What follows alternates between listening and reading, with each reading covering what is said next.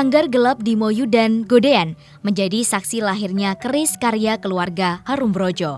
Supardi, rekan kerja Empu Sungkowo Harumbrojo, seolah tenggelam dalam suasana temaram sanggar. Hanya api dari tungku yang menerangi setiap geraknya. Namun, Supardi tetap cakap menempa besi dengan presisi. Pengalaman bekerja bersama Empu Jeno dan Empu Sungkowo selama puluhan tahun membuat Supardi terbiasa. Menikmati setiap proses, itulah prinsip pembuatan keris di keluarga Harumbrojo secara turun-temurun. Jika merunut prosesnya dari awal, pembuatan keris melalui lebih dari 50 tahapan. Sebilah keris bisa selesai sekitar 40 hari. Karenanya, tak banyak produsen yang mau membuat keris seperti yang dilakukan oleh keluarga Harumbrojo. Hingga kini, Empu Sungkowo masih kukuh dengan tradisi yang dilakukan pendahulunya dalam membuat keris.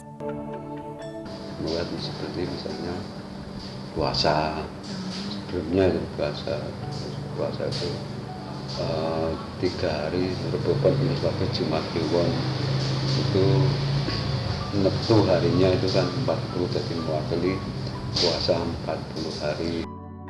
Meletakkan bunga dan kemenyan di atas tungku menjadi tanda dimulainya proses pembuatan keris. Wangi kemenyan merebak ke setiap sudut sanggar. Api di tungku membesar seiring dengan dipompanya ububan oleh seorang panjak. Proses berlanjut dengan memanaskan besi, lalu menempa dan melipatnya berkali-kali hingga terbentuk motif yang diinginkan. Sang empu lalu mulai mengikir keris sesuai motif dan mulai menghaluskan bilahnya. Sambil memejamkan mata, Empu Sungkowo memanjatkan doa untuk mengakhiri proses pembuatan keris. Memiliki gaya yang berbeda, gaya ngento-ento menjadi ciri khas keris Empu Sungkowo. Langsing dan tipis menjadi ciri khas utama gaya keris turun-temurun ini. Keris ngento-ento tidak memiliki ukiran pada bilahnya. Ukiran hanya terdapat pada gonjo atau alas di belakang keris yang disebut dengan gereneng. Ciri keris gaya ini mirip dengan keris lama model Majapahit. Meski memiliki gaya yang sama, keris Empu Sungkowo memiliki sedikit perbedaan dengan pendahulunya. Empu Sungkowo mengakui keris buatannya mengikuti model Hamengkubuwono, sedangkan pendahulunya masih menggunakan model Majapahit. Perbedaan model sengaja dilakukan melihat perkembangan keris dan permintaan pelanggan. Perkembangan sekarang ini, keris itu banyak orang yang memilih keris-keris itu yang gagah dan agak besar itu.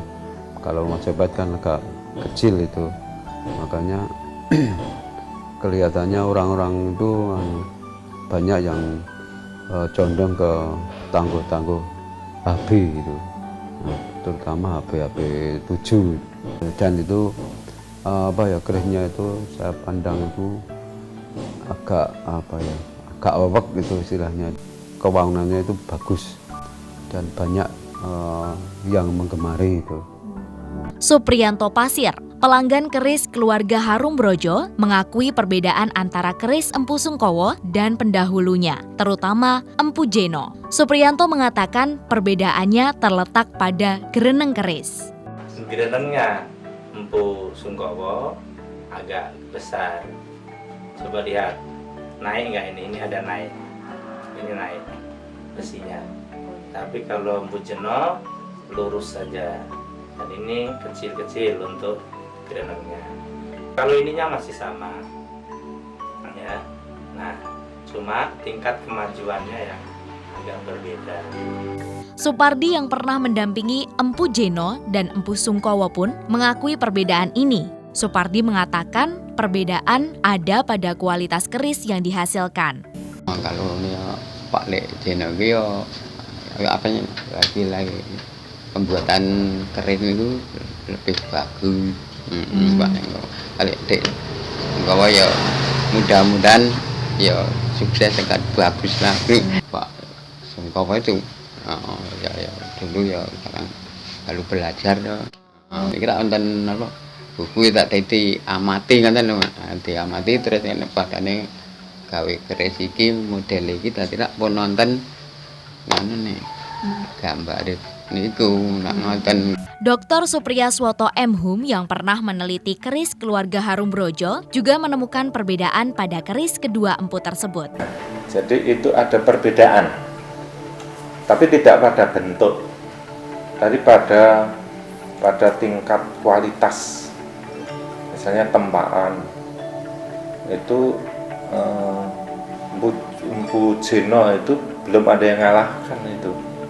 Empu Sungkowo juga bagus, dan empu Sungkowo punya variasi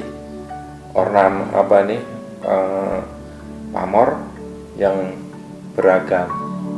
Dr. Supriyaswoto M. Hum mengakui bahwa Empu Sungkowo sangat berkomitmen dengan pekerjaannya. Ketika berfokus pada keris, Empu Sungkowo tak menghiraukan sekitar. Empu Sungkowo menyatukan pikiran dan gerak tangannya sehingga menghasilkan sebuah atraksi penempaan keris yang mengesankan. Konsistensi terhadap tradisi keluarga menjadi daya tarik dalam pembuatan keris di Sanggar Empu Sungkowo.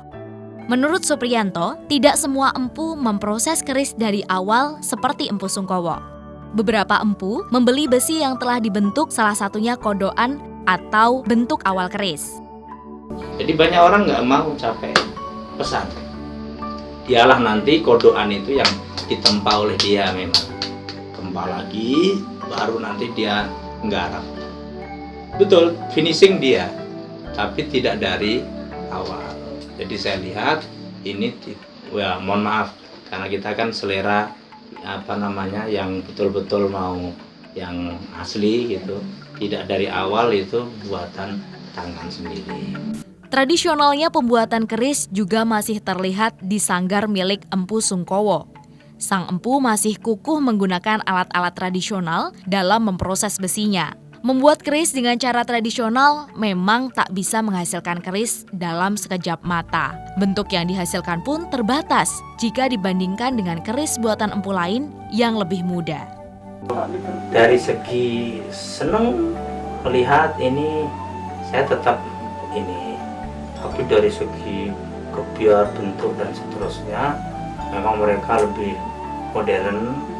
Pertama tenaganya muda, wawasannya juga orang muda.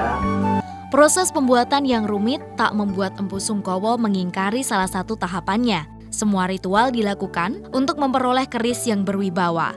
Keuletan ini membuat Empu Sungkowo dianggap memiliki komitmen untuk melestarikan tradisi pembuatan keris. Dari Sleman, warga Jogja.net melaporkan.